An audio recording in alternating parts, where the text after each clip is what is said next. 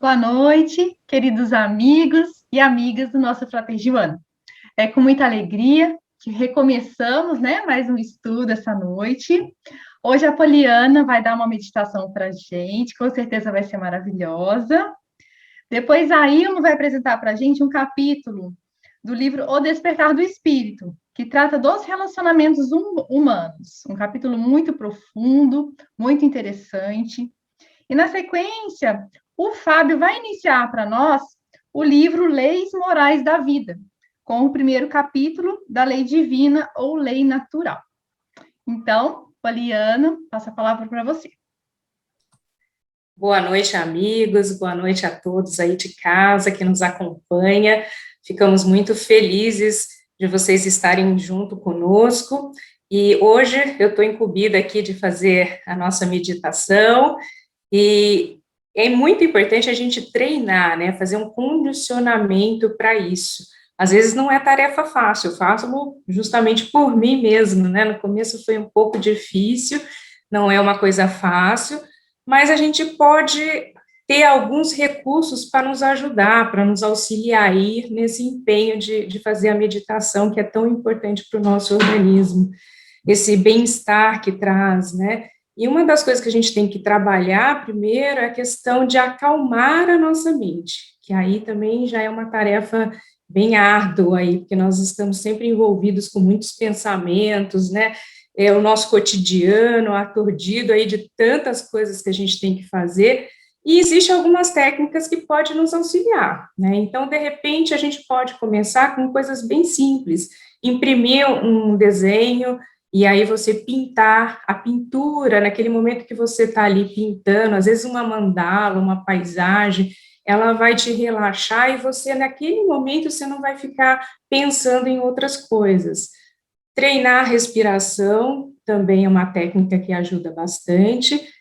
A oração, a prece também, às vezes uma boa música, uma música suave, instrumental, também auxilia nesse processo. Então, tem algumas técnicas que a gente pode iniciar fazendo, às vezes faz um pouquinho, 1 minuto, 2 minutos, 3 minutos, e aí a gente vai crescendo nessa técnica e vai começando a entender com o que é essa meditação, E hoje eu trouxe para vocês aqui uma meditação guiada, e eu gostaria que vocês me acompanhassem. Então, vamos lá. Bom, vamos nos preparar para relaxar. Gostaria que todos vocês encontrassem um lugar calmo, confortável, apoiando as costas, sentado ou deitado, em uma postura confortável para você. Deixe um pouco de lado todo o barulho que vem de fora. Acalme seus pensamentos. Deixe sua mente acalmar. Agradeça a você mesmo por estar aqui, por tirar esses momentos para você.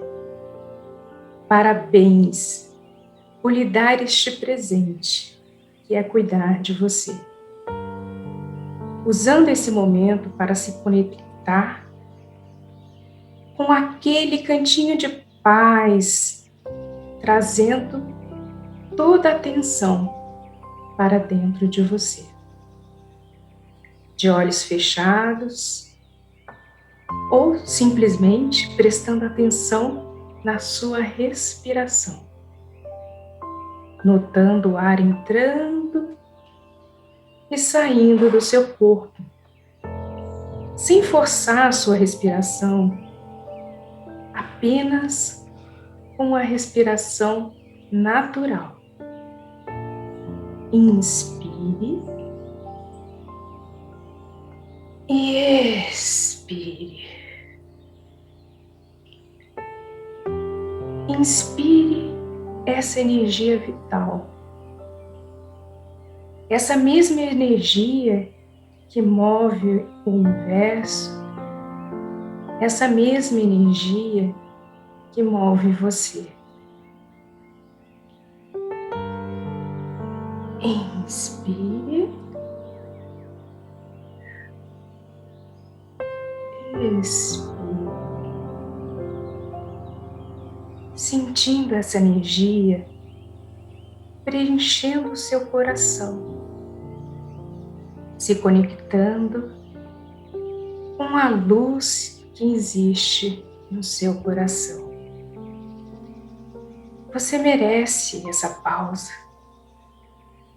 Você merece essa energia vital que te preenche de vida e recarrega as suas energias para você viver em paz, com calma, sendo guiado pelo amor e pela luz. Essa paz, essa calma, esse amor e essa luz que já existe dentro de você, do seu coração, que agora você percebe e deixa te guiar. Então, inspire fundo, solta o ar, enquanto você se permite se aprofundar mais e mais. Inspire, expire. Sinta o seu coração, as sensações do seu corpo, sentindo o ar entrando fresquinho pelas narinas e saindo morninho, aquecido pela sua boca. Permita que a sua respiração, ela te acolha, te apoie, te traga para o presente e te preenche com toda a energia positiva e poderosa que existe dentro de você, te aproximando cada vez mais do seu potencial, desse potencial que existe em você. Te lembrando que neste vasto universo, cheio de milagres, de beleza, o seu potencial é infinito. Que você é capaz, seu corpo é capaz. Então, inspire fundo. Expire, soltando qualquer tensão que você possa estar segurando neste momento. Inspire, se aprofunde cada vez mais para dentro de você, para dentro dessa energia linda e poderosa que existe em você. Se entrega a essa calma que existe aí dentro. Aos poucos, vamos direcionar o nosso pensamento, repetindo mentalmente para você: eu tenho fé e estou em paz. Eu tenho fé e estou em paz.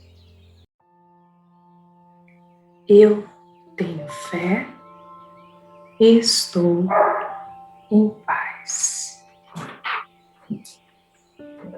Repita várias vezes. Direcione os seus pensamentos.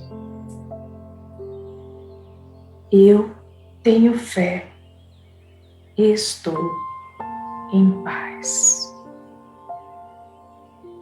E aos poucos, trazendo sua atenção de volta para a sua respiração.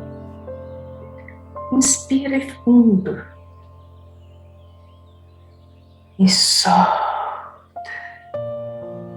sentindo sua energia pulsando para cada célula do seu corpo. Inspire e expire. Entendendo o conceito de vibrações, no terreno do espírito, por oscilações ou ondas mentais. Importa observar que exteriorizemos constantemente semelhantes energias. Disso decorre a importância das ideias que alimentamos. Em muitas fases das experiências terrestres, nos desgastamos com as nossas próprias reações intempestivas ante a conduta alheia, agravando obstáculos e ensobrando os problemas. Se nos situássemos, porém, no lugar de quanto nos criem dificuldade, estaríamos em novo câmbio de emoções e de pensamentos, frustrando descargas de violência, angústia ou crueldade que viesse a ocorrer em nossos distritos de ação. Experimenta a química do amor no laboratório do raciocínio. Se alguém te fere, coloca-te de imediato na condição do agressor e reconhecerás para logo que a compaixão deve envolver aquele que se entregou inadvertidamente ao ataque para sofrer em si mesmo a dor do desequilíbrio. Se alguém te injúria, situa-te na posição daquele que te apedreja o caminho e perceberás, sem detentas, que te faz digno de piedade todo aquele que assim procede, ignorando o que porta na própria alma, induzindo-se à dor do arrependimento. Se te encontras sobre o cerco de vibrações conturbadoras, emita de ti mesmo aquelas outras que se mostrem capazes de gerar vida e elevação, otimismo e energia e alegria. Ninguém susta golpes de ofensas com pancada de revide, tanto quanto ninguém apaga fogo a jorros de querosene. Responda à perturbação com a paz. Ante o assalto das trevas, faze luz. Se alguém te desfecha as vibrações contrárias à tua felicidade, endereça a esse alguém a tua silenciosa mensagem de harmonia, de amor com quem lhe desejes felicidade maior. Disse-nos o Senhor: batei, abri-se-vos-á, pedi e obtereis. Este mesmo princípio governa o campo das vibrações. Insiste no bem e o bem te garantirá. Quando você estiver pronto, vamos voltando devagar, mexendo as mãos, os braços, as pernas. Vamos abrindo os olhos e nos preparando agora para o nosso estudo. Que mensagem maravilhosa. Obrigada. Obrigada.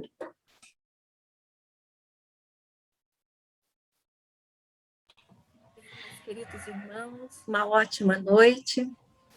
Que a paz, vinda de Jesus, que nós possamos dar início ao estudo do livro, o primeiro livro dessa noite, que é O Despertar do Espírito. Agradecer a Poliana pela meditação, que vai ser um exemplo de como nós temos que trabalhar o nosso autoconhecimento, saber das nossas emoções, compreender o próximo, para ter um relacionamento social saudável. Gratidão, Poliana. Obrigada, Amy.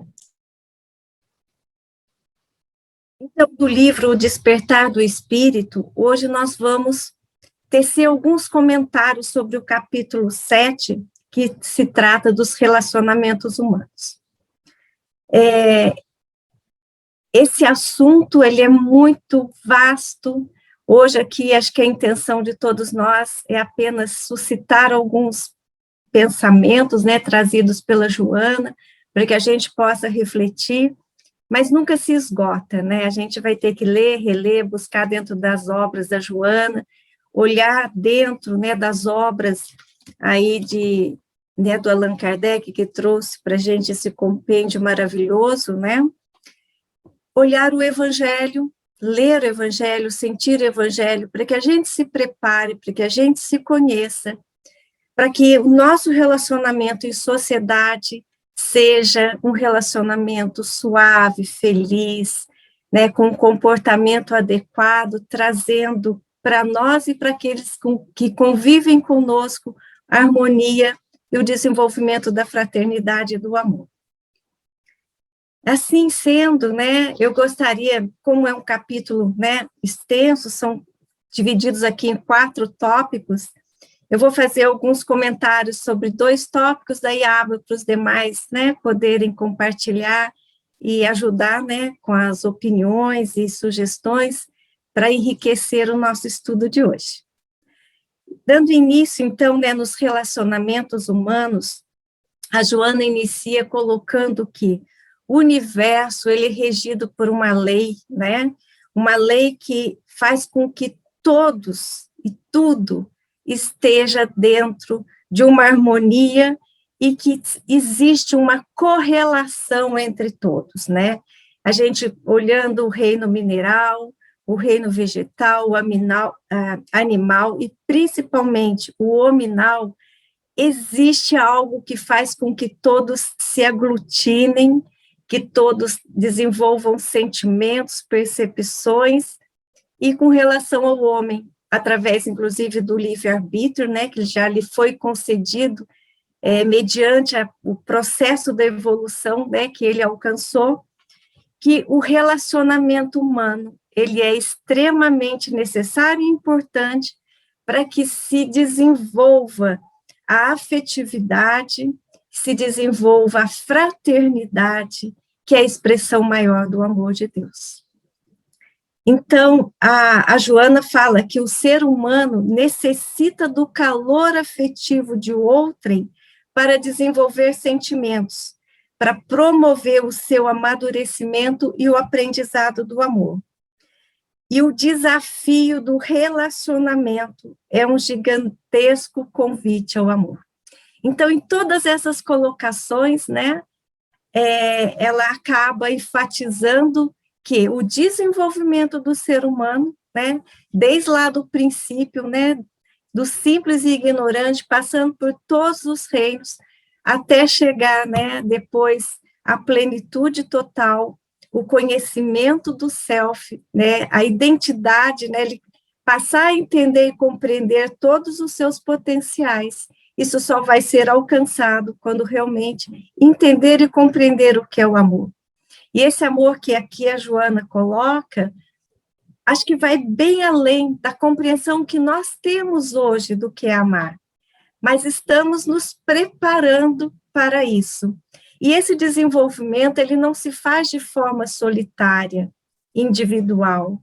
É necessário e nos é concedida a possibilidade da encarnação para que a gente possa conviver com outras criaturas em todos os reinos e desenvolvermos em nós essa percepção, essa sensibilidade, e aos poucos a gente vai compreendendo essa essência maior da vida, que é aprender a amar, né?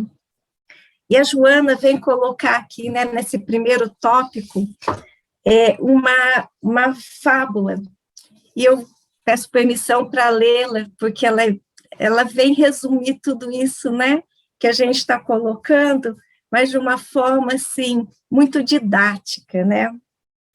E ela coloca: uma velha fábula conta que numa remota era glacial, os porcos espinhos sentiram-se ameaçados de destruição pelo frio que reinava em toda parte.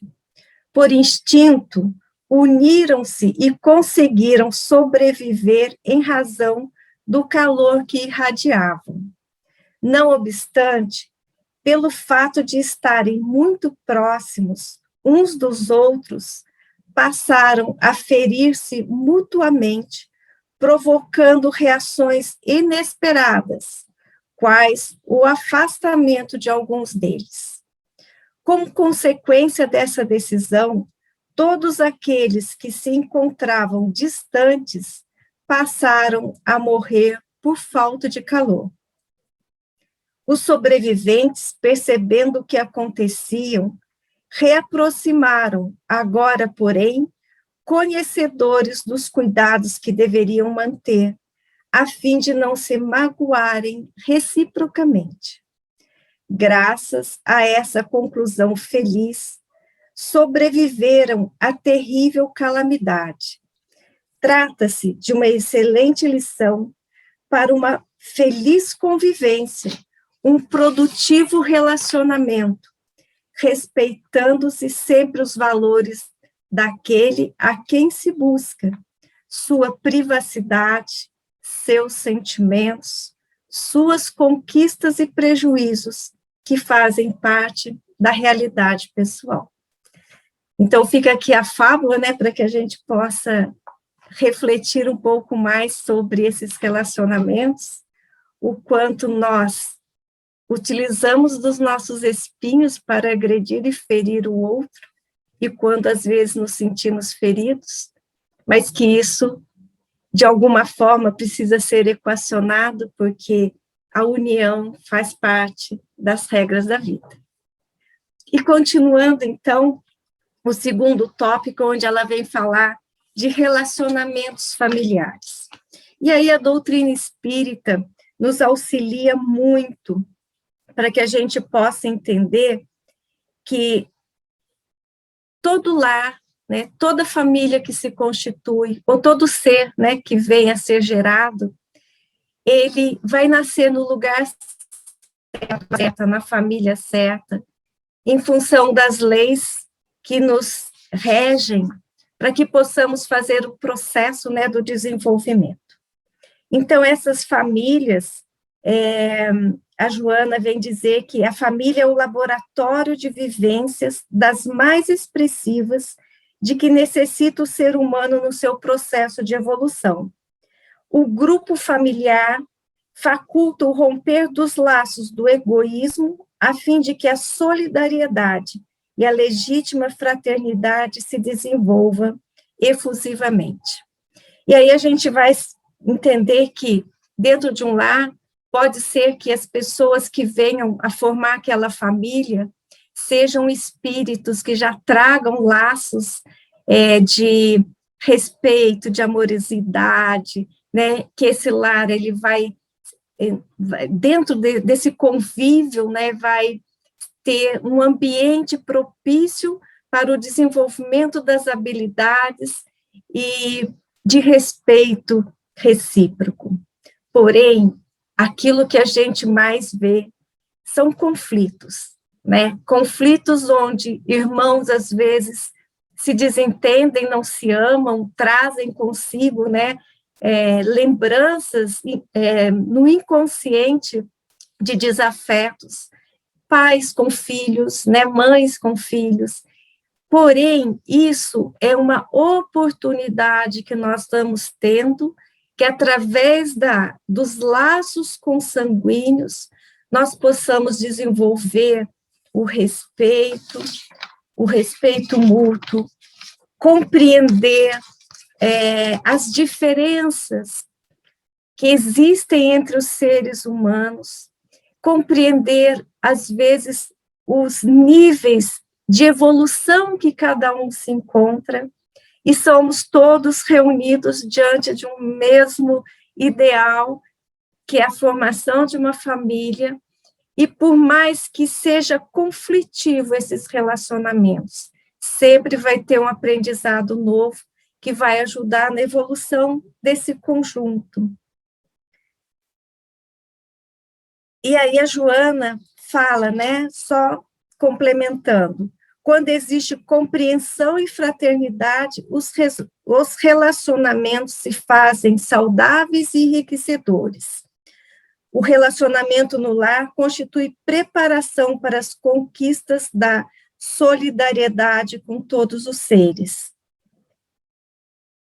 E quando a gente vai, né, falar sobre os relacionamentos que não são, né, tão afetuosos, que são problemáticos, mas que são a oportunidade, né, dessa revisão, e as pessoas são colocadas, às vezes, próximas, né, dentro do mesmo lar, justamente para parar as arestas. E aí veio, né, quantos ainda, não só nascendo dentro do mesmo lar, nascem coladinhos, né, gêmeos siameses, que às vezes têm órgãos vitais únicos que precisam ser compartilhados. Então, é a lei fazendo que a aproximação seja necessária para que aqueles indivíduos possam, de alguma forma, compartilhar algo, no caso até o corpo físico, para aprenderem a se suportarem e se amarem, né? E o que a Joana fala que dentro de um relacionamento é algo extremamente perigoso? E ela fala, quando morre a emoção do amor, dando lugar à indiferença, é que se faz muito difícil o relacionamento, porque desaparecem as manifestações da vida pulsante e rica de aspirações. Então, em algum momento a gente já ouviu, né, em alguma palestra, algum livro, que o ódio, a raiva, que um nutre pelo outro, é um amor que ainda não foi compreendido, mas pelo menos vinculam as pessoas. O pior, né, a pior emoção que pode ser desenvolvida dentro de um lar é a indiferença, porque com a indiferença é como se você anulasse o outro, você não vai olhar para ele, você não vai se preocupar com ele, e aquilo que vem dele também não vai, de alguma forma, interferir na sua vida. Então, isso é como se nós nos enclausurássemos dentro de nós mesmos. Vai ser prejudicial para a pessoa que assim age e para o convívio daqueles com quem, na sociedade, né, no caso da família, onde ela está inserida. E Joana continua, a família é a mais valiosa célula da organização social. E ela vem colocar aqui com relação ao desenvolvimento da necessidade que o ser humano tem de se agregar. Então, ela diz que nós temos um instinto gregário, que isso vem, né, desde lá dos minerais que se aglutinam, passando para os vegetais, passando para os animais em forma de sobrevivência, para viverem em grupo, né, para poderem caçar e se defender dos predadores. Isso chega até, né, o psiquismo humano como uma necessidade instintiva de se aglutinar. Porém, esse instinto, ele vai, no ser humano, ter a configuração de uma preservação do clã, onde nós vamos cuidar da nossa família para que ela possa se nutrir, possa se crescer, possa emocionalmente, né, ter equilíbrio. Com esse entendimento, nós vamos ampliar isso para o nosso grupo social e depois entender, né, no ápice do amadurecimento emocional, que essa união deve ser feita compreendendo toda a humanidade. E, na sequência, ela vem colocar que o medo de se ferir faz com que nós nos afastemos do relacionamento com as outras pessoas, e isso vai criar em nós uma lacuna, vai fazer com que as nossas percepções, os nossos sentimentos sejam alterados, provocando futuramente até algum tipo de patologia que possa envolver, né, se desenvolver nesse ser humano. O conflito no lar existe, pode existir, não que seja uma regra, mas em muitos casos ele vai existir. E se nós não soubermos equilibrar nossa família, principalmente os pais, darem aos filhos uma estrutura psicológica, emocional, um equilíbrio, esse desajuste, o jovem, né, a criança ou o jovem, vai levar consigo para todos os outros níveis da sociedade onde ele for se relacionar.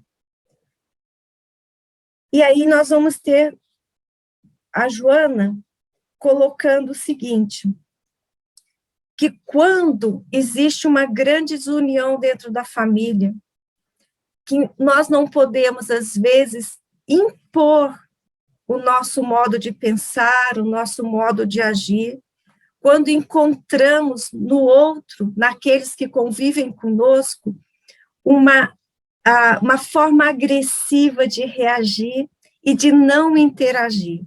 Então, o que ela aconselha?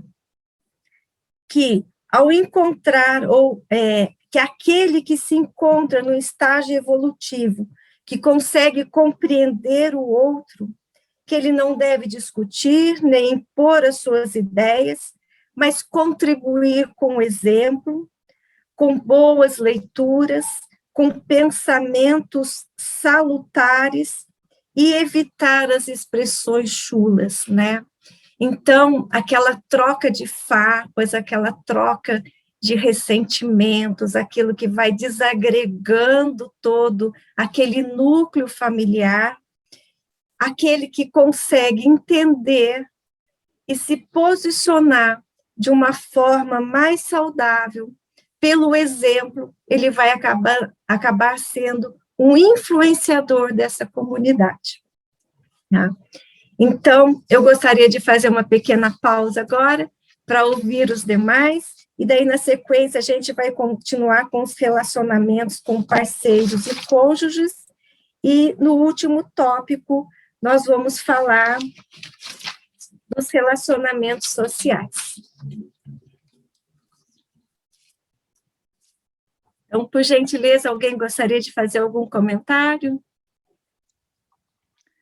Ilma, é muito interessante esse capítulo, né, que você abordou de forma brilhante. Eu achei, assim, que essa fábula da Joana é bem o que a gente sente mesmo nos relacionamentos, né?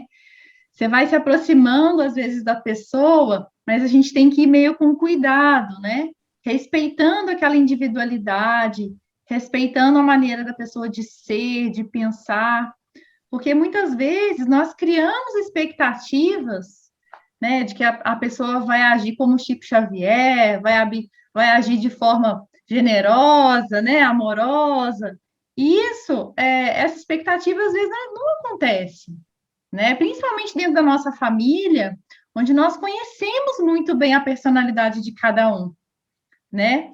Então, respeitar esse momento evolutivo mesmo de cada um, tentar compreender, né? Que se hoje nós não temos aquela imperfeição que nós estamos enxergando no outro, em um outro momento nós já tivemos, né? E muitas vezes, se nos irrita muito, é porque ainda temos, né? Normalmente tem a questão da projeção, que a Joana fala muito, né? Então, dentro dos relacionamentos humanos, principalmente de família, eu penso que a questão do perdão é fundamental, né? Porque se a gente não souber passar por cima dessas pequenas feridas do dia a dia, né? Vão formando uns pequenos machucadinhos, a gente vai passando por cima e vai indo, vai levando, vai tentando contornar, né, as dificuldades. A tendência realmente é o que a Joana falou, da gente se afastar da pessoa, né? Então, a gente que se propõe a ser cristão, realmente o perdão é fundamental para esse relacionamento, para que dê certo, né? Porque assim como o outro erra com a gente, nós também erramos, né? Verdade, só complementar um pouquinho aí da fala da Cíntia, muito bom esse tópico, viu, Ilma? Excelente aí. Nós sabemos, né, dentro da doutrina, esclarece bem isso para a gente, que as reencarnações a gente não erra de endereço, né? Então, se a gente, aonde nós estamos, é porque nós temos ali necessidade de estar, né? Tem, inclusive, uma fala do Chico Xavier, né? Você está no lar onde você precisa, né? Nas condições que você precisa. Então, nós estamos, não por acaso, unidos aí com o nosso vínculo, tanto na família, como no trabalho, né? E nos outros núcleos de vivência que nós temos. E é importante lembrarmos sempre disso, que nós estamos num processo, e aí respeitar o outro também, né?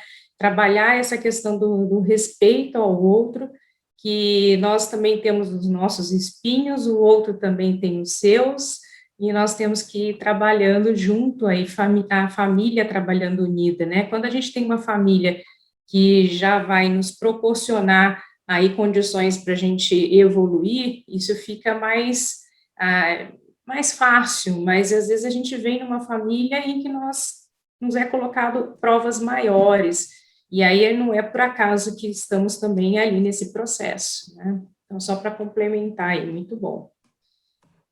É verdade, Poliana. O destino não erra o endereço onde a gente deve ser acolhido, não é verdade? Então, se a gente está nessa família, é porque nós precisamos dela e os outros também precisam de nós, né? E é interessante, porque a Joana reforça isso, né? Porque não há crescimento psicológico sem o enfrentamento de problemas, sem o atrito das emoções, né? Particularmente na área da afetividade, né? Então, esse exercício, ela diz também, né, que o lar é um laboratório, né, imprescindível para que o indivíduo ele saia para o mundo de uma forma madura, né. Agora, voltando à fábula do porco-espinho, como reconhecer esses espinhos? Porque muitas vezes a gente não reconhece esses espinhos. Então, aí se faz necessário um trabalho de autoconhecimento, porque muitas vezes a gente está agredindo o outro, está sendo incomodado ou está incomodando o outro de uma forma inconsciente, e a gente acaba não reconhecendo o nosso papel nisso, né? Então, a questão da fábula ela é muito interessante, está muito tácito aí que o espinho vai ferir alguém, mas como é que eu estou ferindo alguém? Como é que eu estou ferindo outra pessoa, né? Então, o autoconhecimento, para que a gente possa reconhecer as nossas carências, as nossas necessidades, é importante para que a gente também possa estar respeitando o outro, que nem sempre isso é tão evidente. A gente sempre acha que é o espinho do outro que está nos ferindo. Verdade.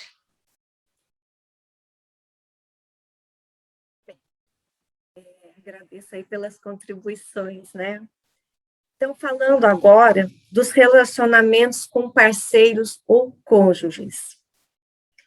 E o que fica, né, como talvez essa estrutura que a Joana traz para a gente, falando desse relacionamento.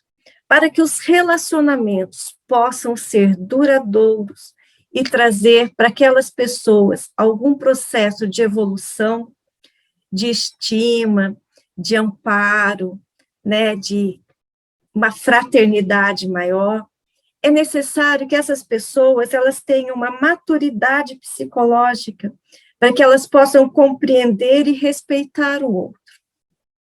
Então, quando isso acontece, os sentimentos se aprofundam e haverá uma comunhão de interesses e de afinidades.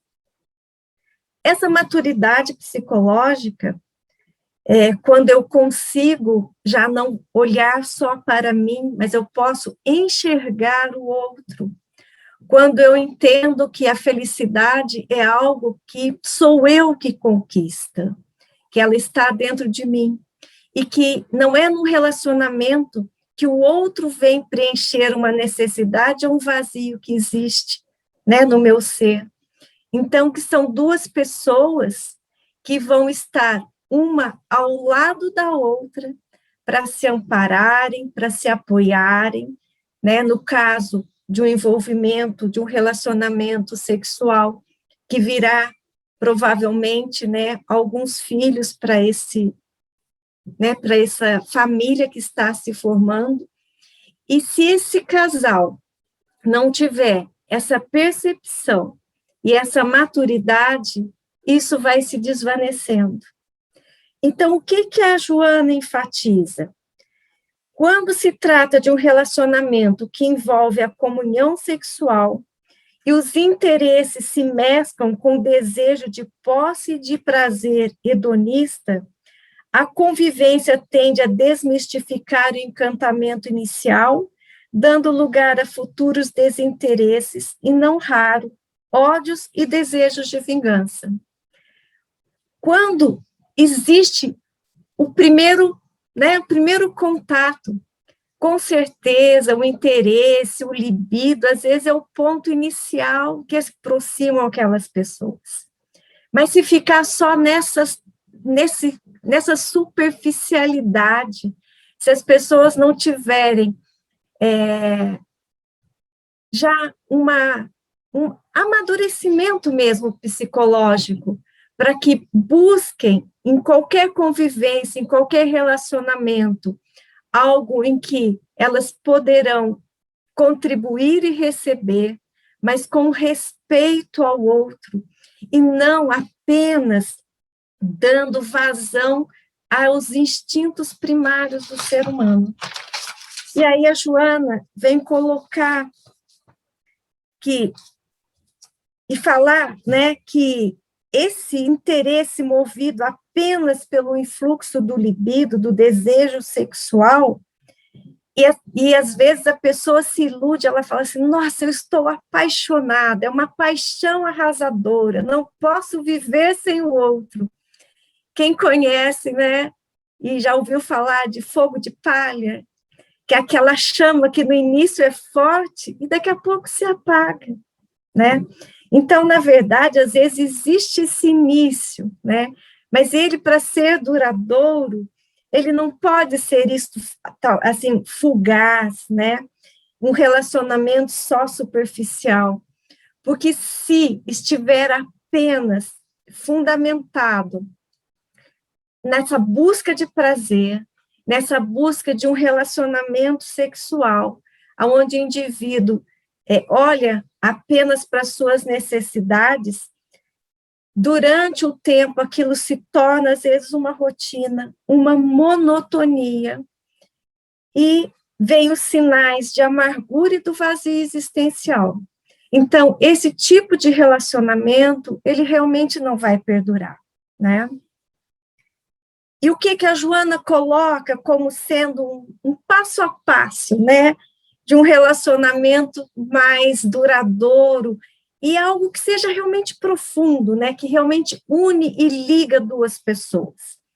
Que no início, né, é natural esse interesse, esse libido, mas que isso promova o desenvolvimento da amizade, a necessidade do companheirismo, o desejo de amar e de ser amado, que haja intercâmbio de palavras, de ideias, de metas existenciais, para que exista a compreensão dos direitos do outro e que aquele casal possa crescer juntos, né? Então, em um lar, mesmo que exista esse respeito, mesmo que exista essa reciprocidade, esse comprometimento entre as pessoas, virão, né, como forma natural, porque não são seres perfeitos, né, não são seres acabados. Mesmo com todo esse comprometimento, nós ainda temos muitas questões para serem elaboradas, lapidadas. E esse casamento, né, essa união entre as pessoas, vai mostrar isso. Porém, ela coloca que o diálogo é a forma da solução dos problemas. E quando existe, né, um relacionamento, um compromisso sexual, que a fidelidade, ela é muito importante, porque essa fidelidade deve pautar a conduta em linhas de equilíbrio e dignidade, proporcionando segurança psicológica ao companheiro. E a gente sabe que a monogamia é uma conquista social. Então, muitos indivíduos às vezes falam, né, não estou preso no casamento, estou com a minha liberdade reduzida. É porque ele ainda não compreendeu que essa liberdade é uma liberdade relativa, e a maior liberdade que o ser humano tem é do crescimento e da sua própria individuação. E quando isso se faz em conjunto, recebendo amor, apoio, incentivo, isso é feito de uma forma mais plena, né, mais completa. E a Joana agora vem colocar, né, nessa sequência, dentro desse capítulo, que o que provoca, né, o que desencadeia, em muitos casos, os relacionamentos que não são duradouros ou que são regidos por alguma problemática existencial. E ela coloca, né, que os indivíduos neuróticos, psicóticos, que não conhecem o si profundo, e aqui o si profundo é um sinônimo de self, né, é aquele indivíduo que ainda só está dentro da materialidade, que não entende que nós somos espíritos em processo evolutivo, que estamos numa roupagem material, que temos a oportunidade de estar em sociedade para o nosso desenvolvimento.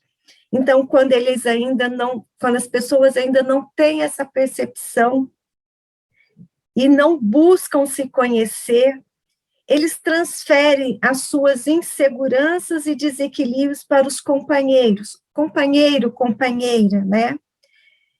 Não desejam se vincular e não desejam ser livres e são irresponsáveis, transferindo suas cargas de desajustes para os ombros de quem os ama, transferindo as suas cargas de desajustes para os ombros de quem os ama ou por ele se interessa. Então, quando nós temos esse tipo de comportamento em uma pessoa, ela não vai conseguir levar à frente um relacionamento saudável, maduro emocionalmente, que propicia, né, o equilíbrio e a afetividade dentro desse lar. E ela coloca também que existem grupos de pessoas que têm uma conduta masoquista, que elas não se permitem ser felizes, que elas não acreditam que elas merecem a felicidade, e por conseguinte, né, ela não consegue deixar o outro ser feliz, porque ela não se percebe como pessoa, não se percebe como merecedora, e ao mesmo tempo não compreende que o outro pode ser feliz. E aí ela fala dos fracassos nos relacionamentos, né? Citando novamente, né, os indivíduos neuróticos, psicóticos, que não conseguem vincular-se ao outro, transferindo para o outro seres as suas inseguranças e os seus desequilíbrios, os masoquistas, e um tipo de comportamento que é extremamente nocivo, que são aqueles que trazem castrações psicológicas, heranças dos sentimentos de culpa e de pecado, que são os psicopatas, que eles têm, que vem fomentando, né, através da sua insanidade e desvario, o desajuste social, e não consegue fugir da culpa que o persegue, procura atirá-la naqueles a quem combate em mecanismos doentios de transferências. Então, aqui já estamos tratando de uma psicopatia, que é um dos problemas mais graves, né, dentro da evolução, né, dos desajustes psicológicos. E aqui eu queria só trazer um exemplo, né, de uma psicopatia que eu acho que, né, todos já, de alguma forma, já tiveram contato. É quando a gente remete a Roma, remete-se a Nero. Ele, querendo deixar o seu nome para a posteridade, querendo remodelar a cidade, ele coloca fogo, né, no centro de Roma. Só que esse incêndio toma proporções maiores, vem matar mais de 6.000 pessoas e destrói, né, edifícios além daquilo que inicialmente estava previsto. E o que faz? Ele coloca a culpa desse incêndio aos cristãos. E aí começa toda aquela perseguição, né, que a gente já conhece nas arenas, onde os cristãos são imolados para uma forma dele se redimir com os deuses por aquele ato de desvario. Então, essas psicopatias, elas existem na sociedade, não nessa dimensão do Nero, mas dentro dos nossos lares, às vezes. Pessoas que não conseguem agir pensando no outro. Na verdade, o psicopata, ele não consegue ver o outro, ele não consegue ter sentimento com o outro. E, às vezes, se unem. E ali, a causa, assim, né, é uma devastação, porque envolve a esposa, os filhos, às vezes os outros parentes, em situações extremamente delicadas, fazendo com que o equilíbrio emocional daquele núcleo fique totalmente desajustados, né? E mudando agora, né, dos fatores que são desagregadores e problemáticos, a Joana vem falar da afetividade, da união.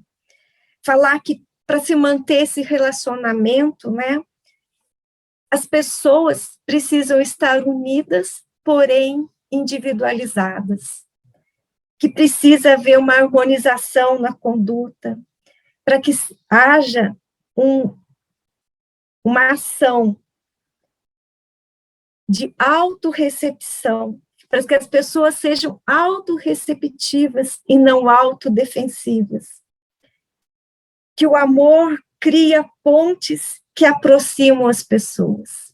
Então, as pessoas não são iguais, não pensam, opiniões diferentes, porém, se houver o amor e a compreensão e o respeito pelo outro, existindo algo que os una, né, além, né, das suas próprias individualidades, o amor vai fazer com que essas diferenças deixem de ser obstáculos e venham a uni-las num âmbito de compreensão, né, para que elas possam, em conjunto, fazer esse processo que todos nós temos, né, da convivência em sociedade, uns amparando e ajudando os outros, dando suporte para os nossos processos evolutivos.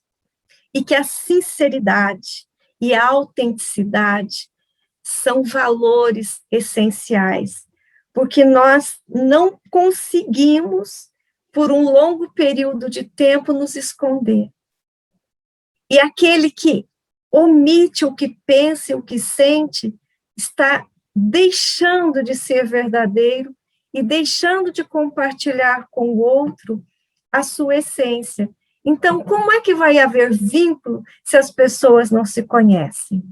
Então, isso é uma falta de às vezes, né, delas não se aceitarem como são, de não terem esse autoconhecimento e o amor próprio. Quando fala amor próprio, quando o indivíduo se vê com as habilidades necessárias para fazer os movimentos de ajuste e reajustes, para que se torne um ser melhor, então ele tenta esconder o que é, e nesse movimento ele não consegue, na verdade, criar vínculos duradouros, né? E uma coisa também que a Joana pontua, né, que às vezes nós não somos autênticos porque a gente quer aparentar alguma coisa para agradar o outro. E aí, isso também não vai perdurar por muito tempo, né? Porque esse tipo de comportamento, ele é frágil. Então, vai chegar um momento que aquela carga, né, que a gente pode criar nos ombros de ter uma máscara e um comportamento fake, ele não é duradouro, né? E terminando, né, esse item, né, aliás, quase terminando, né, a Joana, ela coloca o seguinte, e ela coloca entre aspas, né, a presença da supermãe, protetora e vigilante, ela, às vezes, é solicitada nessa condição devido a uma personalidade infantil e não desenvolvida do parceiro. E isso acontece com muita frequência, principalmente quando os meninos crescem no lar, onde ele não tem aquela mãe acolhedora, aquela mãe que sustenta, ou então aquele criança que tornou-se órfão. E quando ele vai para um relacionamento, às vezes ele não enxerga na companheira a esposa, a pessoa, mas ele busca nela aquilo que ele não teve, que ele tanto deseja. Então, a percepção dos papéis, né? E aqui a Joana citou, né, da mãe, mas isso também acontece com a esposa em relação ao pai, né?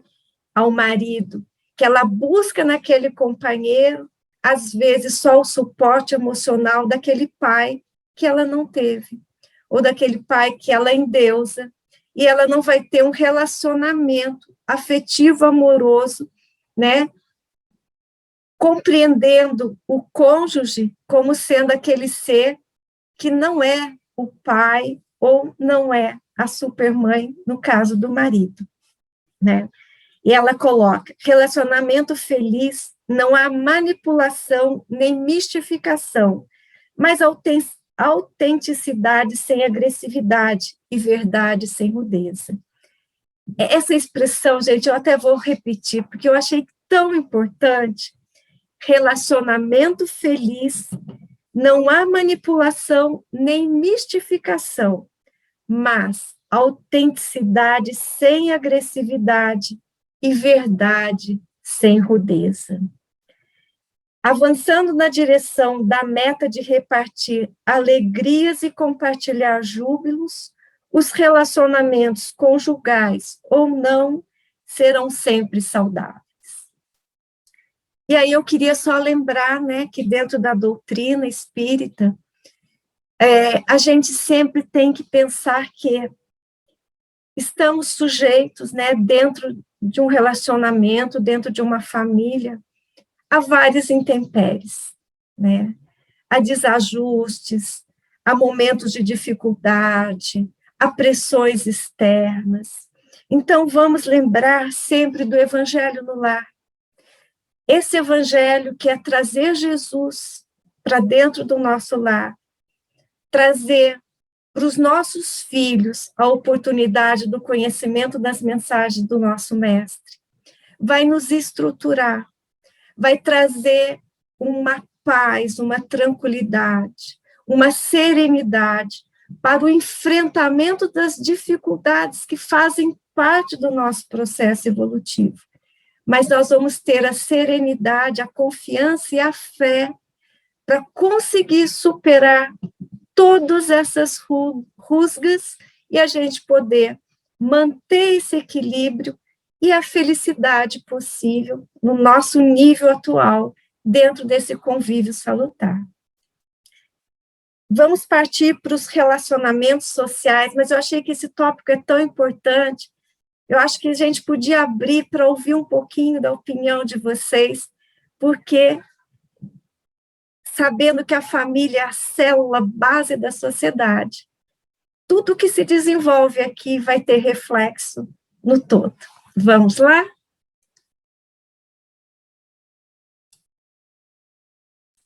Nossa, são várias falas importantes aí, né, Ilma? Nossa, como que o estudo da Joana é enriquecedor, né, para a gente estar nos conhecendo, estudando, é muito importante. E aí, nessa questão que ela fala da maturidade, né, quando a gente pauta, né, a busca de um relacionamento apenas nos prazeres da matéria, né, a gente sabe que isso é superficial, isso passa, e isso vai acabar, isso não vai sustentar nenhum tipo de relacionamento. Então, se nós vamos buscando isso, nós estamos ainda imaturo nesse relacionamento, porque o relacionamento, ele tem que ser baseado, né, em questões que vão se perdurar, se vão durar por mais tempo, e aí é um amadurecimento, o crescimento de ambos, né, onde tem que existir o amor, o respeito, né, a dignidade, a responsabilidade, e acima de tudo, uma coisa que eu achei muito interessante nessa fala dela, a questão da sinceridade. Então, você ser quem você é, não criar personas para iludir o outro, porque essas pessoas não se vão durar por muito tempo. Então, é isso, uma hora essa máscara vai cair, o outro vai realmente te conhecer. E aonde vem os perigos, né, de um relacionamento. Às vezes a pessoa, ela se monta dentro de uma persona agradável, meiga, gentil, e aí quando ela consegue, né, seduzir o outro, ela leva o outro, né, para o seu ambiente, e normalmente o que acontece? Essa máscara cai e ele se mostra uma pessoa, ou ela se mostra uma pessoa agressiva, uma pessoa possessiva, né, e aonde acontecem as patologias. Então, a gente tem que buscar essa sinceridade, que é muito importante, você ser quem você é, não perfeito, né, porque ainda não somos, mas ser sincero como pessoas, porque aí você vai conhecer o outro verdadeiramente, né? Então, essa fala da sinceridade dela é uma coisa muito importante, porque a gente conhece várias situações, né, de relacionamentos patológicos que foram montados dentro de uma pessoa. Então, a pessoa fingiu que era uma pessoa e, de repente, se viu em outra pessoa, né? Então, isso daí, e a maturidade, né, que ela vem com o tempo, né, essa maturidade conjugal que a gente vai, ao longo do tempo, desenvolvendo, né? Então, importantíssima essa fala aí da Joana. É o namoro, né, Poliana? Aquela fase do namoro, você tá toda bonita, maquiado, prontinho, você mostra a melhor parte que você tem, o outro mostra também a melhor parte que ele tem. Aí vamos casar, vamos juntar as escovas de dente. Juntou a escova de dente, aí o negócio começa a desandar, né? Que aí Amanhã tá se todo mundo de descabelado. pijama, vem as crianças chorando de madrugada, não é assim? Ai, ai. E ela é Verdade. importante também, ela cita a questão da a falsa harmonização, a aparente harmonização, quando os dois, na verdade, não se comprazem, que se comprazem, né, pelo medo de amar. Então, seriam duas pessoas despreparadas, né, para isso, né? Então, nessas citações anteriores, é sempre um que não corresponde ao outro, mas e quando os dois não estão preparados? Então, existe ali uma falsa harmonia, né? Tá tudo bem, assim, não existe atrito, mas também não existe uma sintonia. Não é verdade? Então, dando a impressão de que aquele casal é o casal perfeito. Na verdade, não é isso que acontece, né? Não tem respeito, não tem troca, não tem essa troca de energia, não tem a sinergia, né? Importante também é o respeito à individualidade, onde o outro não pode ser extensão de um deles, né? Então, é importante isso. Então, porque muitas das vezes no relacionamento há essa fusão, né? Entende-se que o casal ele é um só, mas assim no sentido de que um é propriedade do outro. É obrigatório de que o que um gosta, outro tem que gostar também. O que um faz, outro tem que fazer também. Isso não é sintonia e nem harmonização, né? Então, é importante entender isso, né, que essa individualidade ela é pautada no respeito e que as pessoas têm vidas próprias, né? Uma coisa interessante dentro desse contexto aí, viu, é que a gente analisando, assim, do ponto de vista dessas uniões, quando elas ocorrem, né, e dão certo, vamos dizer assim, no sentido de se complementarem, de serem indivíduos que se respeitam, que não buscam, na verdade, complementar carências, né, processos patológicos internos. Isso é quase uma situação de exceção na situação que nós vivemos. Por que de exceção? Porque nós somos imaturos, espíritos de terceira ordem, imaturos, carentes, vivendo ainda nos instintos, né? Então, assim, essas uniões, quando se fazem fora desse padrão, ainda são as uniões de exceção. Claro que com o futuro, com o advento dessa possibilidade do indivíduo se visualizar mais, de se observar mais, acredito que tudo isso aí mude, né? Mas as pessoas não sabem nem o que estão buscando ainda, né? Não se conhecem a si mesmo, não tem essa preocupação nos relacionamentos. E nós vivemos um momento da fortuidade dos relacionamentos, né? Ou seja, vamos testar para ver se alguém acha algum, né, que sirva, que encaixe no meu pé, né? Diz que para cada pé cansado tem um chinelo velho, mas tem gente que experimenta tudo que é chinelo que acha na frente para ver se serve. E não vê que o problema é do pé, né? Porque quando o pé não encaixa em chinelo nenhum, não é o problema, não é o chinelo, é o pé que está com problema, né? Então, assim, ainda acho que isso é uma situação de exceção, né? Esses relacionamentos que realmente se fazem dentro de um padrão maior, porque nós somos muito imaturos e muito carentes ainda, né? Mas é processo evolutivo, não pode desistir, tem que continuar, mas você tem que continuar investindo, né? Investir no relacionamento, investir em você, né? Naquilo que você quer, naquilo que você deseja do relacionamento. Mas realmente, assim, nós somos... Olha, se o mundo... dizem que o mundo, às vezes, é um hospital, uma prisão. Eu não gosto dessa comparação, porque ela é muito para baixo, né? E não é assim, né? Mesmo o hospital tem área de recanto de convivência, tem jardins lindos. Eu acho essa comparação esdrúxula. Mas se o mundo é um hospital, ele é um hospício, com certeza, porque as pessoas ainda vivem muito mais essa questão da imaturidade, da falta de sentimento, da alienação sentimental, né? E por aí vai, tá bom? Mas eu acho que a gente não pode perder a fé nem a esperança. O negócio é buscar, né? Mas buscar dentro de si a felicidade, não no outro, né? Quando você busca a felicidade no outro, é muito complicado. Você está terciarizando a sua felicidade, né? Isso não existe. A felicidade é algo interno, é um movimento interno que encontra, muitas das vezes, pessoas que a apoiam, que se associam nesse projeto, mas não pode ser o indivíduo responsável, finalidade fim, né, de promover isso. Bem, tem uma outra fala, né, Fábio, que o mundo é uma grande escola, né? Então, a gente não precisa necessariamente estar num hospício ou numa prisão. Acho que quem está na escola é aquele que consegue esse relacionamento mais saudável, né? E passando, né, agora do relacionamento conjugal, né, para o relacionamento social, no último tópico aqui que a Joana nos coloca nos relacionamentos humanos. E ela vem dizer que é justamente quando nós temos uma madurez emocional dentro de uma família ou dentro de um convívio conjugal, isso nos prepara para o relacionamento social. Quer dizer, é uma escola, né? A gente vai passando por etapas, a gente vai se preparando. E aí ela ainda reforça mais aquele ponto, dizendo que o instinto gregário que vem nos animais e existe para a sobrevivência, ele se desvela mais amplamente em emoções superiores que emulam a espiritualização.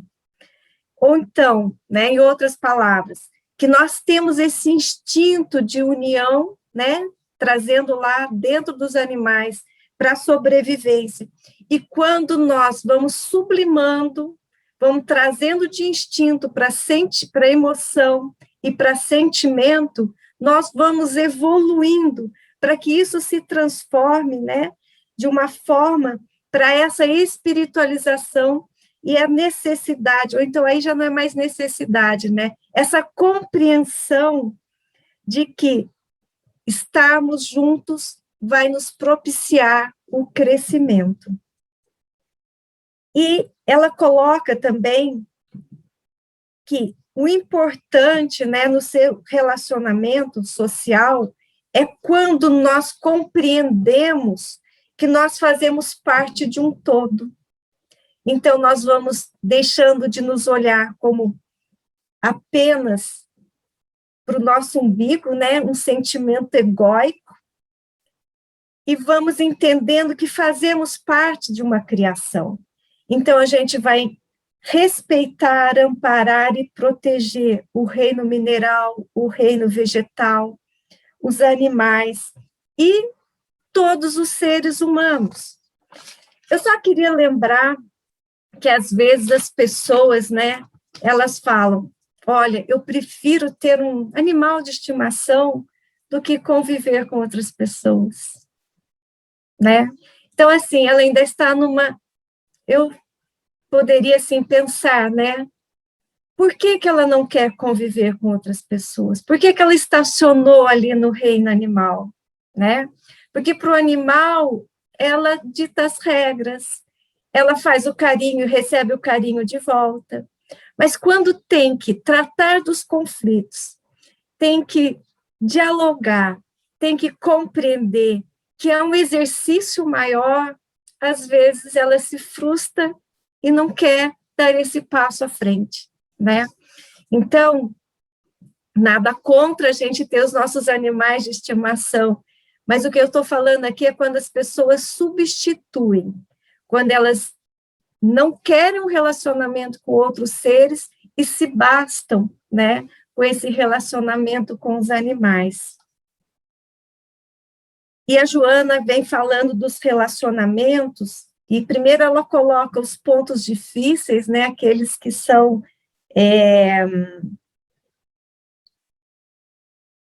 que dificultam o relacionamento, para depois falar daqueles que são propícios, né?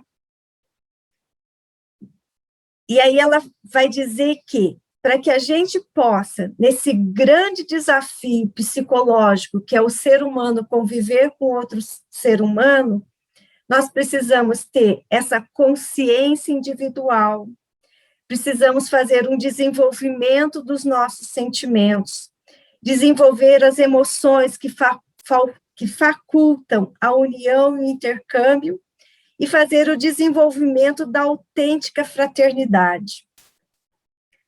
E isso vai passar por uma avaliação nossa em termos de como nós nos percebemos.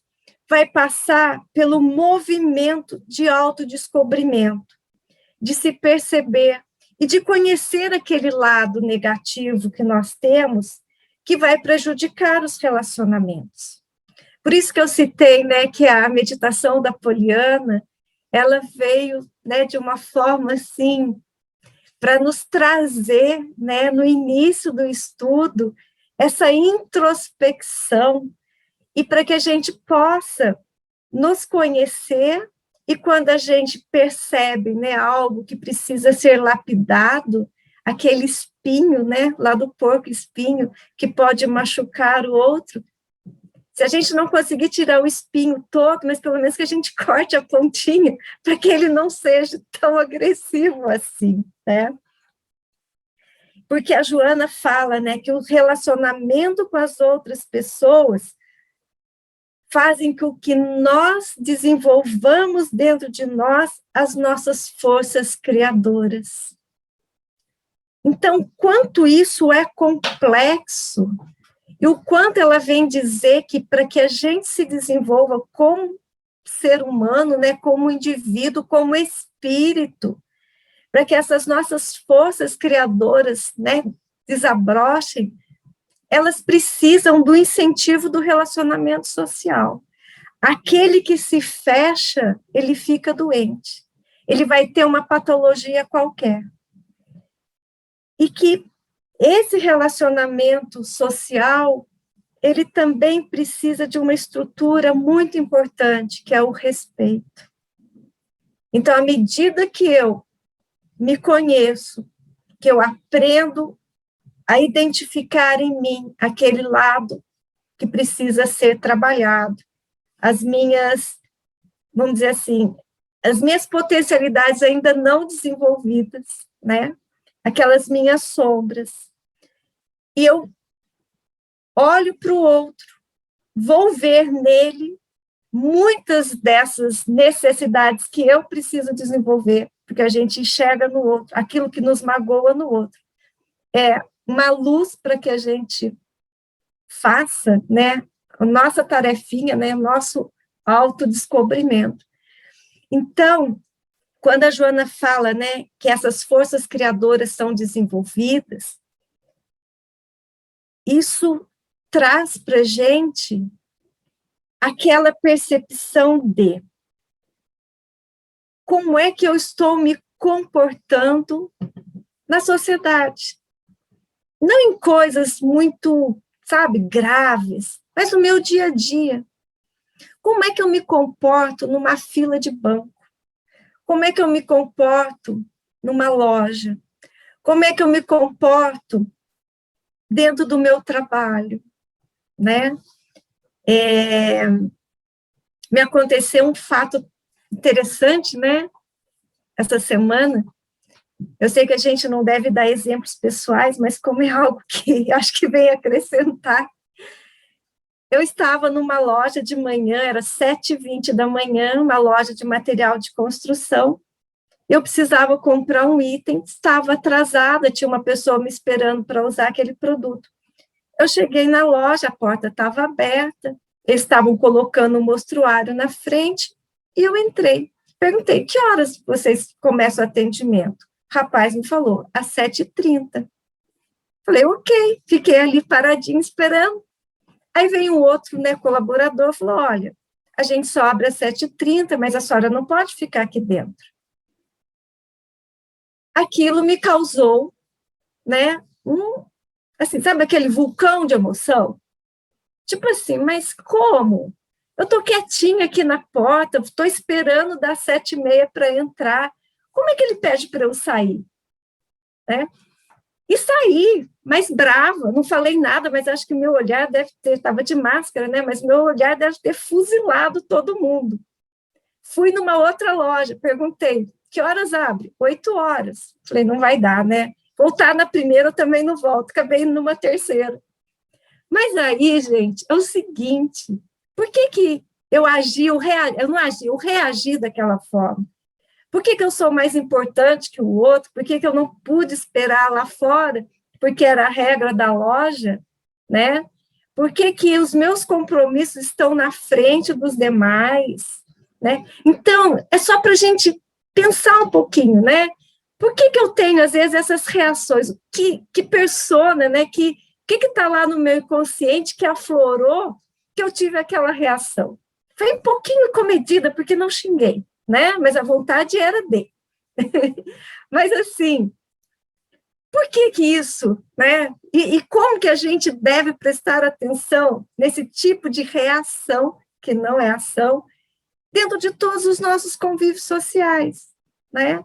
Dentro do nosso grupo de estudo, dentro da nossa casa, que a gente, né, na casa espírita, dentro dos grupos que nós fazemos, condomínios, né, quem mora em condomínio de prédio, condomínio horizontal, né? Como é que nós pautamos o nosso respeito e a nossa individualidade, mas olhando para o outro com esse olhar de, né, estamos em sociedade, né? Onde vai o meu direito, onde começa o direito do outro, né? Então, e aí a Joana fala, né, do bom relacionamento, que o bom relacionamento, ele inspira, incentiva, gera bem-estar e tranquilidade, e que todos têm algo a oferecer, né? Então, às vezes nós nos fechamos, ou alguém dá as ordens e o outro obedece, isso não é saudável, né? A gente não pode pautar por isso. Nós temos que oferecer oportunidade para que todos possam contribuir. E finalizando, né, só vou colocar a última colocação da Joana, né, para a gente finalizar. O indivíduo que admite a própria fragilidade, a sua humanidade e compreende a necessidade da presença do outro para avançar, está preparado para a convivência social. O afastamento do grupo social, quando a gente se afasta do grupo social, isso é um comportamento neurótico. E coloca conhecer-se, reconhecer a própria crueldade, os sentimentos ambíguos, os receios interiores, a insegurança, a agressividade pessoal e fazer uma análise honesta te prepara para uma vivência saudável em sociedade. Abrindo, então, por gentileza.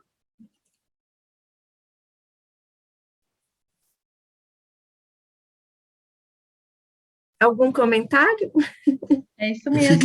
Fica evidente aí que o preparo do indivíduo para convivência em sociedade, ela começa pelo preparo que ele vai receber no lar, né? Então, não por acaso, a Joana começa esse estudo aí falando a respeito de como que a gente vai proceder no lar, né? Então, está tudo conectado para que a gente também tenha cidadãos responsáveis, pessoas agindo corretamente na sociedade. É importante que isso venha aí da célula familiar, né?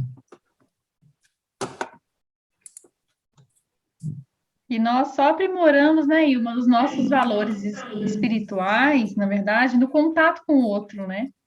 Porque como que nós vamos desenvolver a nossa humildade, a nossa mansuetude, a nossa piedade, a caridade, se nós estamos isolados, se nós não convivemos, se nós não estamos em sociedade, né? Então, as circunstâncias que a providência divina vai colocando no nosso caminho, elas servem mesmo para ir, né, moldando o nosso barro aí, como você exemplificou, né? Muito bem.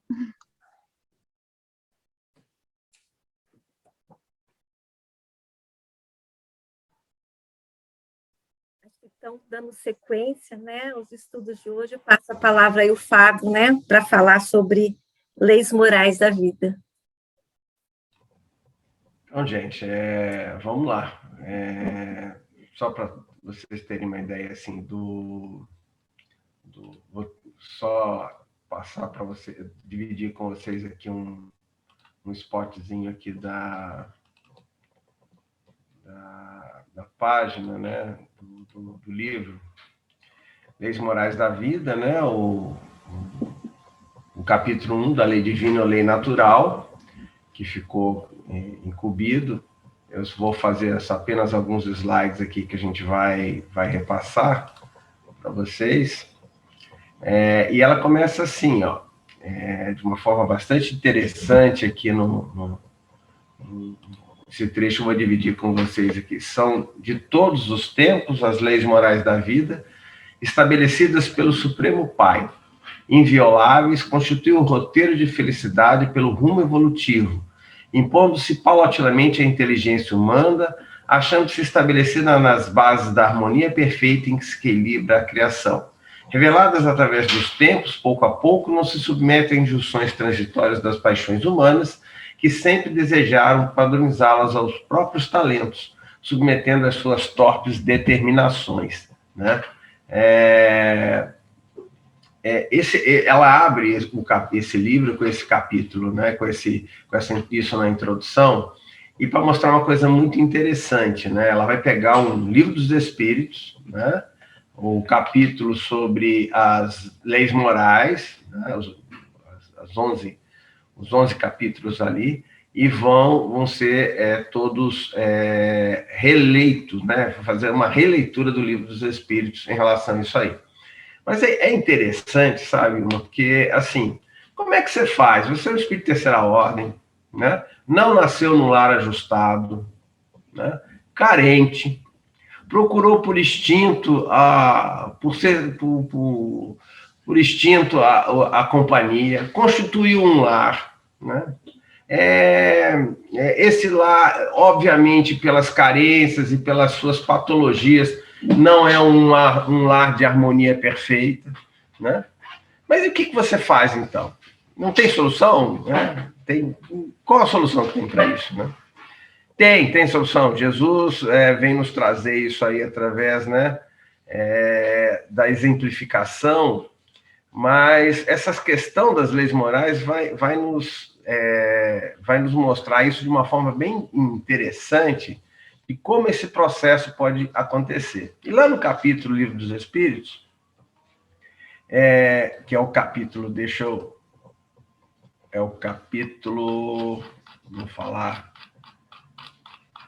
online aqui, coisas, está na terceira parte, né? O capítulo 1 da terceira parte, Lei Divina Natural, que começa na questão 614. Não queria errar. Se você quiser compartilhar novamente a sua tela, eu acho que caiu aqui para nós. Não foi, não, acho que não houve nem compartilhamento aqui, eu tirei mesmo. Mas aí, o que nós vamos encontrar lá na questão 614 do Livro dos Espíritos em diante? O que nós vamos encontrar ali nessa leitura, né, da lei divina, lei natural? Ele vai primeiro dar aspectos dessa lei. Então, caracteres da lei natural. A eternidade da lei, ou seja, a lei é atemporal, as leis de Deus, né? Elas não mudam conforme o tempo, não são conforme as nossas leis.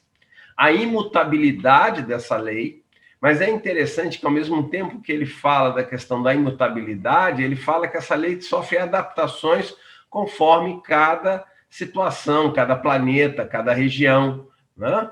Então, a lei é a mesma, né? Mas ela tem uma adaptação. Por exemplo, lei da gravidade é a mesma em todos os lugares, né? Mas você vai sentir reflexos diferentes conforme o tamanho do orbe, o tamanho da estrela que está preconizando. Ou seja, não é uma questão de mutabilidade, mas é uma questão da aplicação da lei, ou seja, a lei é imutável mesmo. A abrangência dessa lei, que é tanto, se nós podemos dizer que se trata de leis físicas e leis morais. A questão da reencarnação entra aqui, porque, seja, como ele coloca que essas leis elas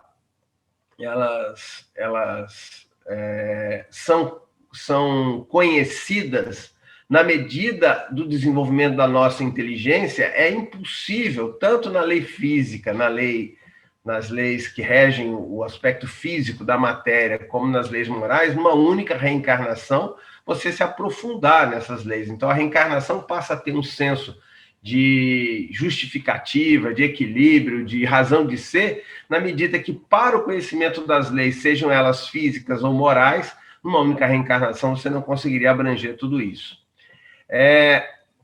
Ele fala ainda mais que o conhecimento da lei, né, e a sua não transgressão é simplesmente a forma de encontrar a felicidade. Simples assim. Então, apesar de tudo isso que nós falamos da patologia, é uma coisa extremamente assim. E qual é a receita para você ser feliz diante de tanto processo patológico que a gente tem, né? Simplesmente não transgredir as leis de Deus. E aí há de se perguntar assim, né? E ele faz aí um outro capítulo, um outro item desse capítulo, que é o conhecimento da lei natural, né?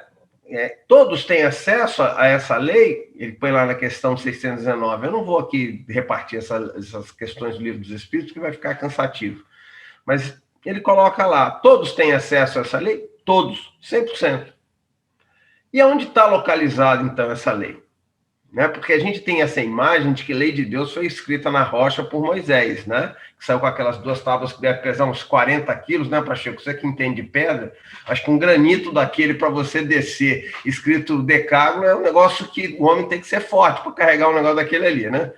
Mas, se tem alguém aqui que, se isso é verdade, pode um dia encontrar essas leis escritas, é o Pacheco. Uma hora ele acha lá no meio da pedra, lá está os decágonos inteiros lá da pedra. Mas estou brincando. A localização dessas leis está na nossa consciência, né? Então, todos nós temos acesso, porque está dentro de nós, está na nossa consciência.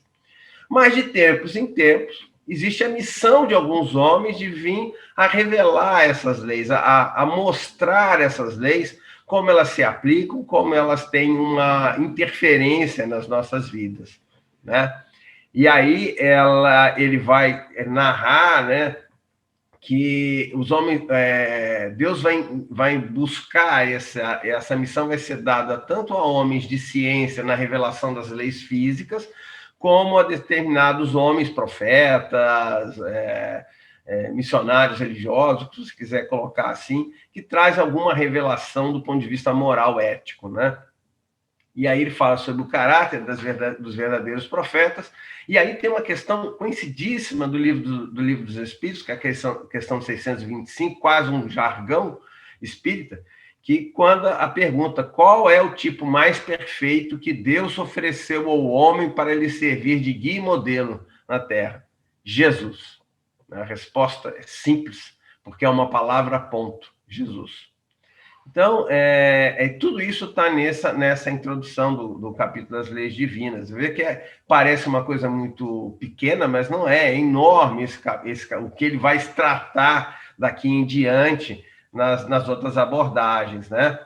E é interessante, né, dentro desse contexto, como é que Kardec ele é realmente um indivíduo ímpar, né? E ele fala assim, bom, se as leis estão escritas na consciência, se é da abrangência de todos, se de tempos e tempos vem alguém revelar, se Jesus é o modelo e guia da humanidade, o que o Espiritismo vai trazer de novo e de moderno? O que o Espiritismo vai trazer de interessante para isso aí? Né? E aí, gente, aí eu vou dividir a tela com vocês, porque eu acho que é legal ter esse contexto aqui. Deixa eu ver, não sei se está todo mundo vendo ainda aí, mas acho que está todo mundo vendo aí? Está dando para ver?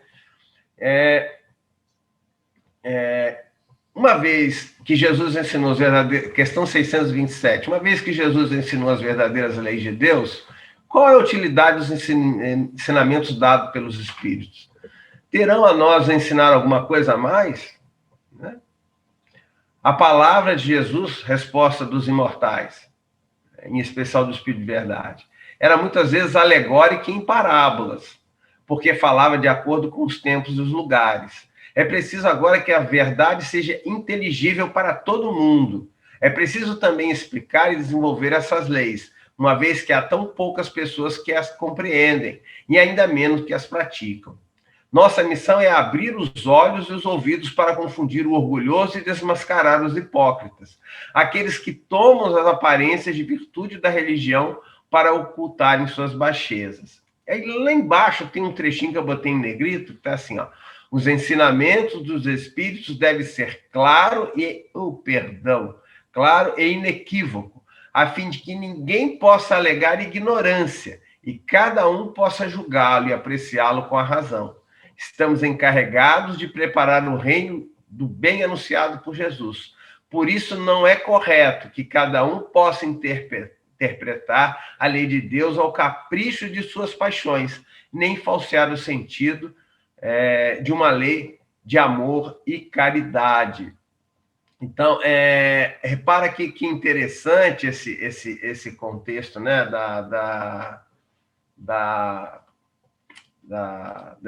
dessa questão da Joana, em colocar esse estudo sobre o Livro dos Espíritos, né, nessa divisão da lei, e a preocupação dele também em se justificar o que ele estava ali, então, fazendo.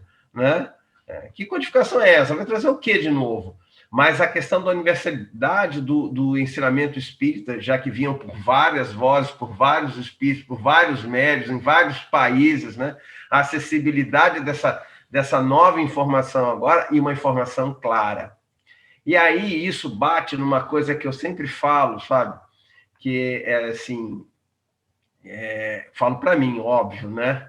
Assim, se tem um livro que eu acho que ainda é um livro menosprezado dentro da doutrina espírita, ou melhor dizendo, ele não tem ainda a conotação que ele deveria ter, é o Livro dos Espíritos.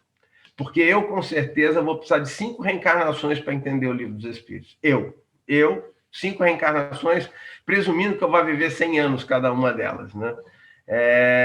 Por quê? Porque, apesar de ser um livro extremamente direto, ele não deixa dúvida. Quando ele pergunta lá qual é o modelo e guia da humanidade, ele não põe um espírito, Jesus, ponto. Né? Ele já vem com essa conotação muito interessante.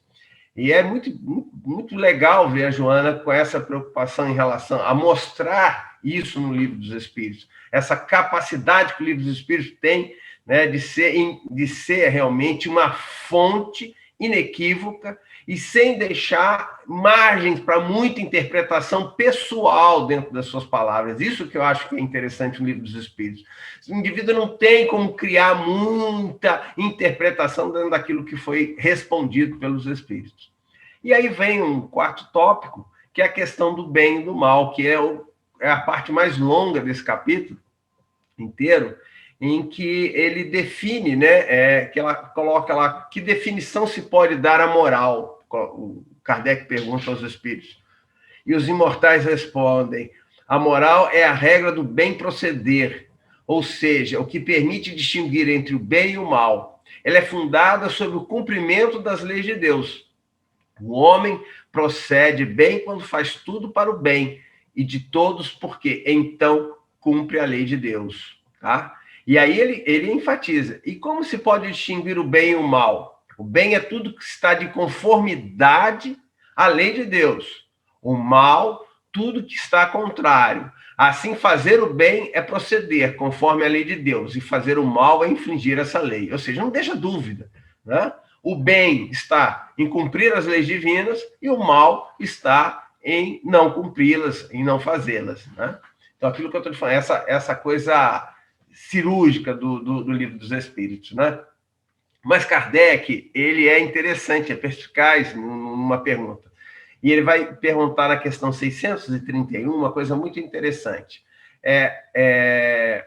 O homem tem por si mesmo meios de distinguir o bem e o mal? E os espíritos respondem sim. Ou seja, ninguém pode dizer que não tem. Tem, né? Quando crê em Deus e de fato quer saber, porque Deus lhe deu a inteligência para distinguir um do outro. Então ele põe uma condição. Sim, mas quando crê em Deus, quando ele crê em algo maior do que ele mesmo, né? Quando ele pelo menos saiu desse ego. E aí Kardec vai um pouquinho mais à frente, dá uma cutucada, diz assim: um homem sujeito ao erro como está, não pode se enganar no julgamento do bem e do mal e acreditar que faz o bem quando na realidade faz o mal? Não é isso que a gente vê todo dia? A mãe superprotetora, Ilma, que protege o tempo todo, que não deixa o filho não pode espirrar, o filho não pode ficar sem comer, o filho não pode sentir frio, o filho não pode ter sol, o filho não pode ter chuva, não pode ter a luz demais, né? Não está fazendo bem na cabeça dela, ela não está pensando que está fazendo um bem, que ela está... e não está fazendo mal. E a resposta dos Espíritos? Jesus disse: o que quereis que os homens vos façam, fazei-o também vos a ele. Né? Tudo está resumido. Vós não vos enganareis. Ou seja, então, diante de toda essa patologia nossa, de toda essa nossa doença emocional que cria esses núcleos familiares disfuncionais, né, na busca dos casais que também são disfuncionais, qual é a regra? Qual é a coisa mais simples que a gente pode fazer?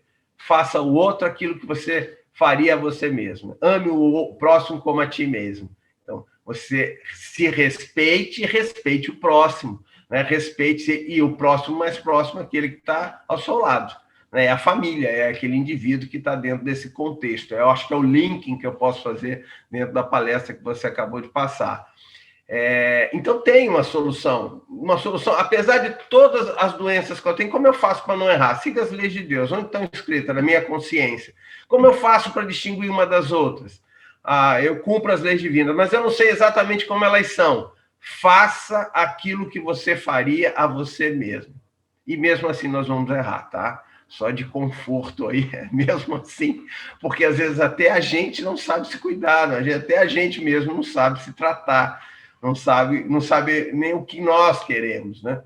Mas esse capítulo é o maior, essa parte, né, essa subdivisão do capítulo, o bem e o mal, é muito interessante, porque é uma questão filosófica muito grande, né, na verdade. Nós estamos falando entre o bem e o mal.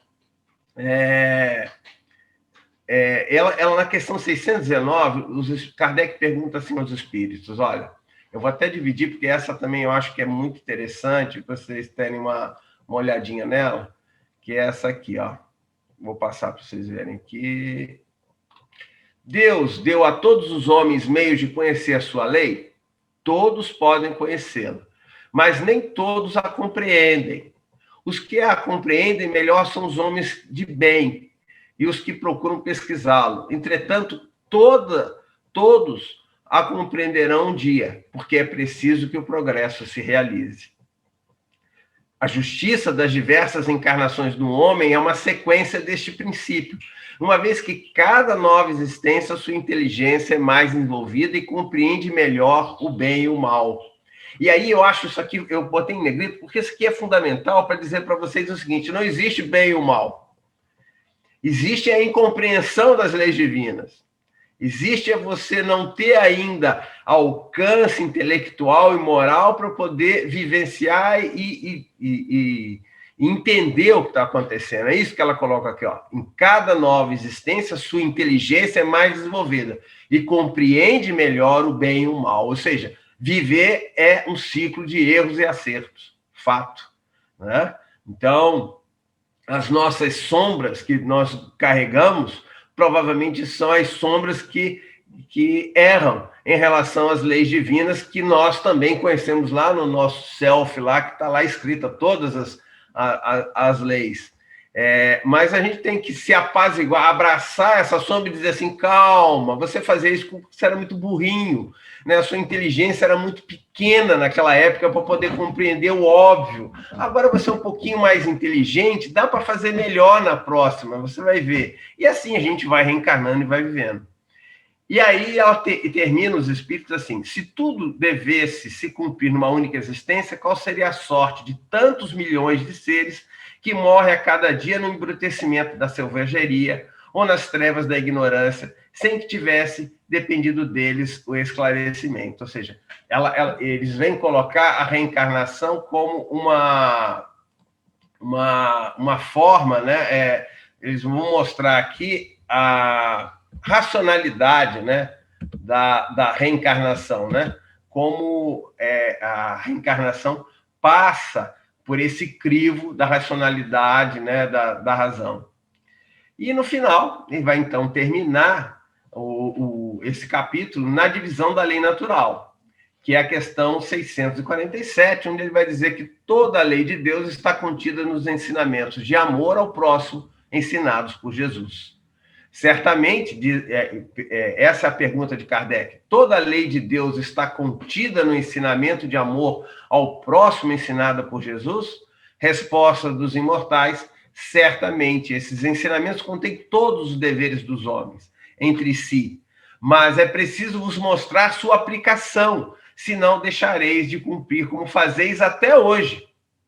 Lei natural. A lei natural compreende todas as circunstâncias da vida. E esses ensinamentos é apenas uma parte da lei. Os homens necessitam de regras precisas.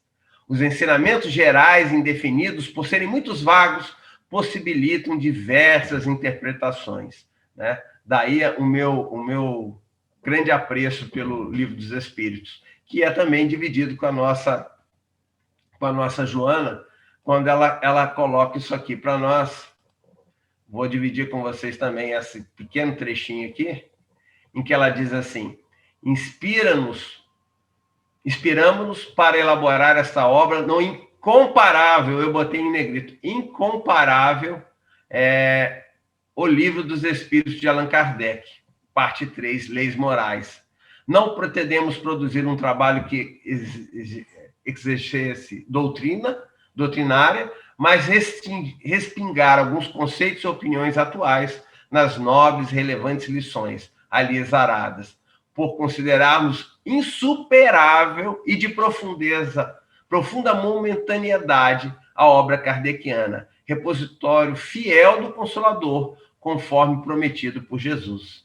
Então, isso, eu acho que essa frase, que ela termina a introdução desse livro, né, é fantástica no sentido de dizer para a gente a preciosidade que nós temos em nossas mãos no Livro dos Espíritos, né? Quando Joana pede a Adivaldo que todo dia leia o Livro dos Espíritos, ele leu, né, 15 dias depois já tinha lido, e aí ela pede para que ele vá estudar agora, e ele lê até hoje três perguntas, pelo menos, todos os dias, aos 92 anos de idade, né? Então faz isso pelo menos há uns 70 anos, né? Que começou ali com um pouco menos, uns 60 e poucos anos, começou com 14 anos a conhecer a doutrina espírita. A gente vê o incomparável, né, livro que nós temos em nossas mãos. E mostrar aqui o seguinte, que tudo é previsto, né? Seres em processo de evolução, em erro e acerto, né? Cheio de patologias emocionais, sentimentais, tem, no exemplo de Jesus, tem no amar ao próximo como a ti mesmo, um resumo de tudo aquilo que nós devemos fazer para seguir as leis divinas e, de alguma forma, buscar e encontrar a felicidade.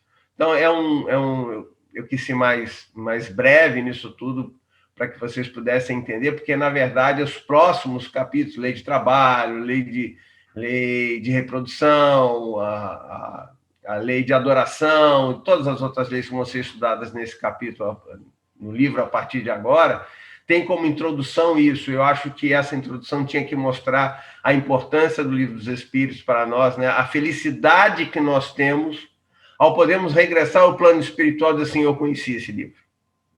E a responsabilidade que nós temos também ao dizer isso. Eu conheci esse livro, né? Em 6 bilhões de reencarnados, alguns milhões foram, não vou dizer premiados, mas foram agraciados com a possibilidade de encontrar esse livro e nele encontrar com certeza as respostas, porque aqui estamos, da onde viemos e o que nos espera. Então, muita paz a todos, e eu abro agora para que vocês possam fazer os comentários aí, tá bom? Muito bom, Fábio. Vamos estudar, né? É interessante que a obra da Joana, ela tem como base mesmo, né? O Livro dos Espíritos, o Evangelho segundo o Espiritismo, ela é muito fiel, né? A obra kardeciana, e apresenta os ensinamentos de Kardec até de maneira, assim, é o mesmo ensinamento, mas a gente consegue enxergar mais coisas, né? Ela enriquece os ensinamentos. Então, eu acho que é um livro que vai ser muito bom para todos nós. Ótimo, uma releitura, sem dúvida, interessante. E lembrando que Joana também sempre traz, né, o exemplo de Jesus, né, em todas as suas obras, ela traz Jesus, né, como esse exemplo maior, né, então ela associa o Livro dos Espíritos e Jesus, todas as passagens de Jesus, nos exemplos, né, então ela está sempre resgatando aí esses 2 pontos que são importantes para os nossos estudos. Eu queria reforçar, né, a fala aí do Fábio, quando fala, né, quando Jesus diz, né, amar ao próximo como a si mesmo, e o quanto é importante esse aprender a se amar, né, a se compreender como um filho de Deus, com muitos potenciais a serem desenvolvidos, e o cuidado que a gente deve ter tanto com o nosso alimento material como o nosso alimento espiritual. E disso vai resultar o amar ao próximo, né? Então, eu acho que o Livro dos Espíritos, e como toda obra aí, né, da codificação, vai nos mostrar, vai nos inspirar e vai nos dar conhecimento para a gente aprender esse auto-amor tão importante, né? Com certeza, é isso aí mesmo, é por aí. Estamos ainda na primeira fase, aprendendo a nos amar, né? Aprendendo a nos conhecer, a saber o que é melhor para cada um. Nós ainda estamos nessa fase, essa é a verdade, né? Amar o teu próximo como a ti mesmo. Isso parece uma coisa simples, né? Assim, vamos analisar o contexto atual que nós temos, né? A gente tem tanta gente defendendo,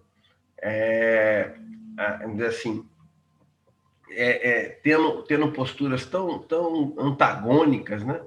Em que a gente defende a vida de um lado e defende a morte do outro, né? Então a gente é contra o aborto, mas é a favor da pena de morte, né? Por exemplo.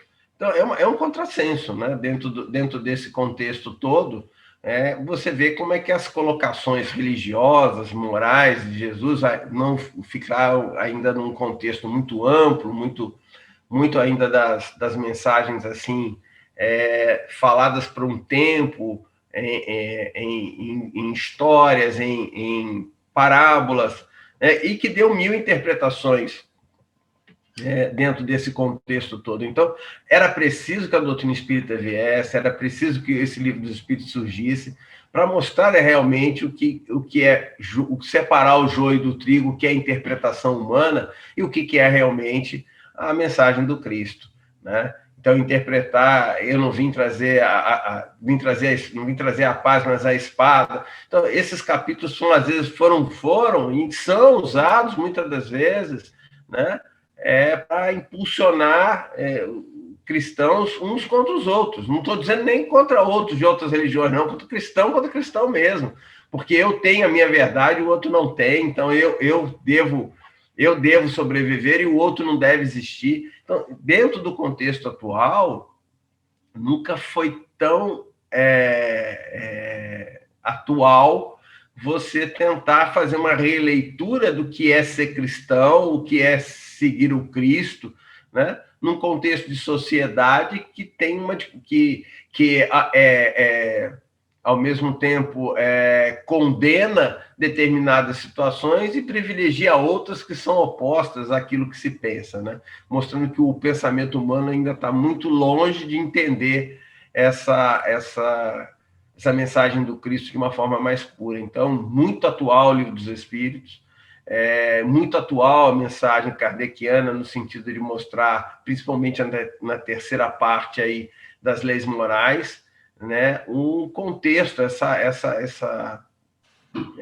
esse caminho na busca de uma vivência em conformidade com as leis divinas. E a hipocrisia, né, tão combatida por Jesus naquela época, ainda está presente, né, no nosso cotidiano, né? E nessa apresentação do livro das Leis Morais, ressaltando aí o que a Poliana falou a respeito do exemplo, né? Mais uma vez a Joana também ela cita, né, a questão do exemplo de Jesus, né?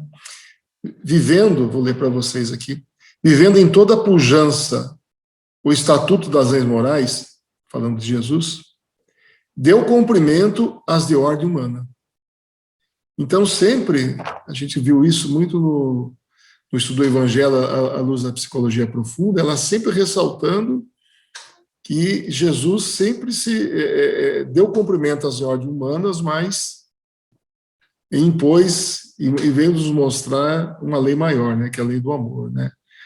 E mais uma vez dando exemplo. Então, e esse livro, ele contrapõe em termos de linguagem todos os demais livros da Joana, que são extremamente técnicos, se é que a gente pode chamar assim, uma linguagem técnica. Então, se alguém tiver dúvida, ou talvez não entenda, ou não pratique essas leis, a lei do amor, ou não entenda essas questões desses estudos psicológicos, o que está acontecendo comigo, eu não consigo identificar o que acontece com o outro. Então, vamos para os livros de linguagem mais simples, que como você falou, é muito bem objetivo, o Livro dos Espíritos e esse Livro das Leis Morais, né? Então, eu acho que também vem num momento muito assim, oportuno, né, no nosso estudo, para contrapor essa linguagem também, né, que talvez para alguns sejam um tanto quanto enfadonhas, né? Então, é muito esclarecedor, né?